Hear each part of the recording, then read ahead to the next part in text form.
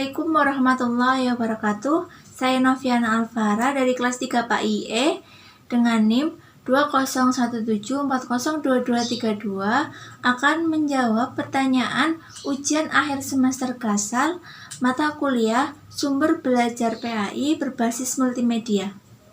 Yang pertama yaitu jelaskan dasar-dasar teori psikologi pendidikan yang sangat erat kaitannya dengan urgensi multimedia dalam proses pembelajaran.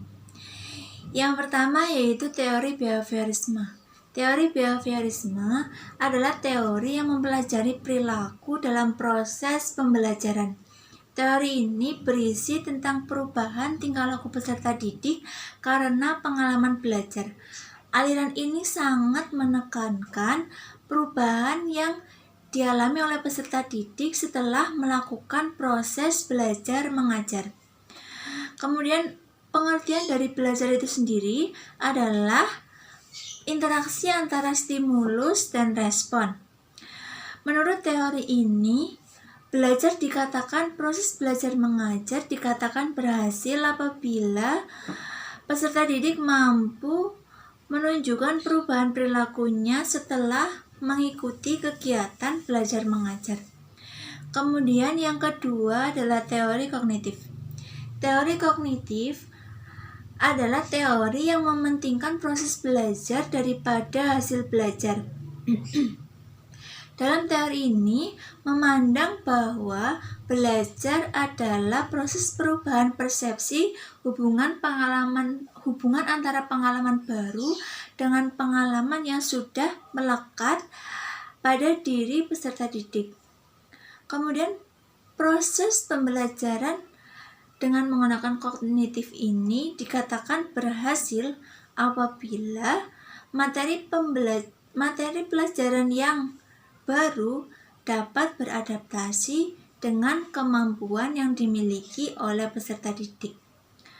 Yang ketiga yaitu teori konstruktivisme.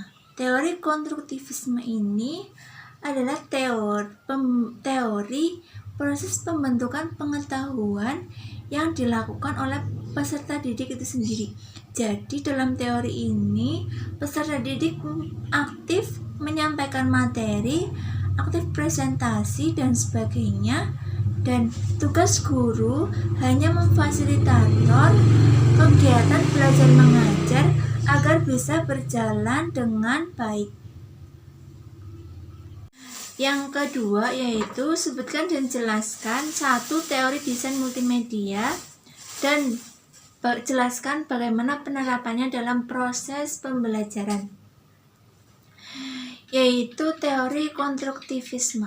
Teori konstruktivisme ini berpendapat bahwa pembentukan pengetahuan pada peserta didik diperoleh dari pengalaman-pengalaman yang dilewatinya, dan menjelaskan proses belajar adalah pembentukan pengetahuan yang dibentuk dari peserta didik itu sendiri. Dalam penerapannya, misal dalam proses pembelajaran yang aktif dalam pembelajaran tersebut adalah peserta didik. Peserta didik aktif berbicara, menyusun konsep, dan memaknai hal-hal yang sedang dipelajari. Yang ketiga yaitu sebutkan minimal 3 teori berbasis Android yang dapat digunakan untuk proses belajar PAI. Jelaskan kelebihan dan kekurangannya. Yang pertama yaitu aplikasi belajar agama Islam. Aplikasi belajar agama Islam ini berisi tentang dasar-dasar pengetahuan seputar agama Islam. Dalam tampilannya, aplikasi ini dilengkapi dengan audio dan tampilannya juga sangat menarik. Dalam aplikasi ini terdapat 2 mode, yaitu mode belajar dan mode bermain. Dalam mode belajar, anak dituntut untuk mengetahui materi yang ada di aplikasi ini. Kemudian dalam mode bermain, anak diharuskan untuk mengerjakan sebuah kuis atau permainan yang merujuk pada materi yang sudah dipelajari. Yang kemudian kekurangannya adalah aplikasi ini sering memunculkan iklan. Jadi ketika anak sedang fokus dalam belajar tiba-tiba ada iklan, maka itu mengganggu proses belajar anak.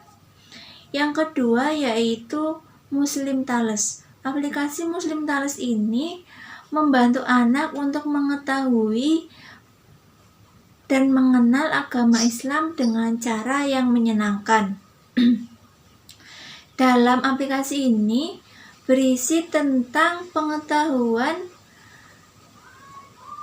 berisi tentang kisah-kisah para nabi yang terinspirasi dari Al-Quran. Kemudian dalam aplikasi ini juga terdapat serial yang sudah dikemas secara visual sehingga tampilannya juga menarik dan dilengkapi dengan pembahasan dari penerjemah dari 7 bahasa dalam serial ini. Kemudian kekurangannya yaitu aplikasi ini masih dalam versi lama, belum ada versi baru. Yang ketiga yaitu aplikasi Kartu Muslim. Aplikasi Kartu Muslim ini merupakan aplikasi yang berisi pembahasan tentang sholat, wudhu, dan amalan di bulan Ramadan. Dalam aplikasi ini dilengkapi dengan audio dengan menggunakan bahasa Indonesia, bahasa Inggris, dan bahasa Arab. Jadi anak bisa belajar berbahasa. Kemudian dalam penjelasannya, aplikasi ini juga sangat detail dan mudah dipahami. Kekurangannya, aplikasi ini masih dalam versi lama, banyak iklan, dan ada fitur yang tidak bisa digunakan.